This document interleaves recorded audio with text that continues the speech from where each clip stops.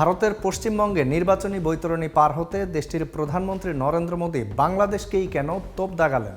কি বললেন বাংলাদেশ নিয়ে? কথিত অনুপ্রবেশকারী বলে তিনি কাদেরকে বোঝালেন? কথিত অনুপ্রবেশকারীরা কি আসলেই পশ্চিমবঙ্গ দখল করবে? চলুন জেনে নেওয়া যাক এসবের বিস্তারিত। বিজেপির বিভাজনের রাজনীতি নতুন নয়। বাংলাদেশ নিয়েও জুজুর ভয় দেখানো তাদের পুরনো রীতি। এবার ভারতের জনসভায় বাংলাদেশকে টার্গেট বানিয়েছেন নরেন্দ্র মোদী। পশ্চিমবঙ্গের তাহিরপুরে বিজেপির জনসভায় দেশটির প্রধানমন্ত্রী বাংলাদেশের বিরুদ্ধে তোপ দাগান। তিনি কথিত অনুপ্রবেশকারী ইস্যু সামনে এনে বাংলাদেশকে তোপ দাগিয়েছেন। নরেন্দ্র মোদী বলেন, বিজেপিকে একটা সুযোগ দিন, ডবল ইঞ্জিন সরকার গড়তে দিন, দেখুন কত দ্রুত উন্নয়ন হয়। গো ব্যাক অনুপ্রবেশকারী বলা উচিত, কিন্তু গো ব্যাক মোদি বলে ওরা।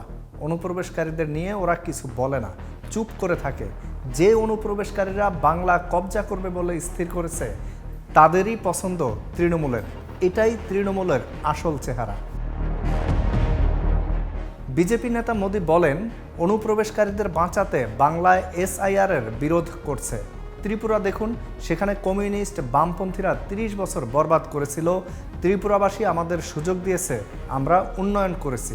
বাংলাতেও হয়েছে লাল ঝান্ডাধারীদের থেকে মুক্তি। আশা ছিল ভালো কিছু হবে।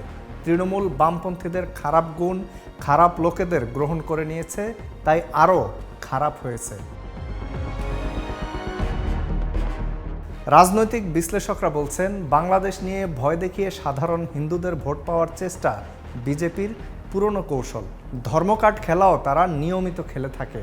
পশ্চিমবঙ্গের আগামী নির্বাচনকে সামনে রেখে এখনও সেই খেলা খেলছে বিজেপি। দেশটির প্রধানমন্ত্রী নরেন্দ্র মোদীও সেই পথে হাঁটছেন। এসব করে পশ্চিমবঙ্গে বিজেপি কতটা সফল হতে পারবে সেটা সময়ই বলে দেবে।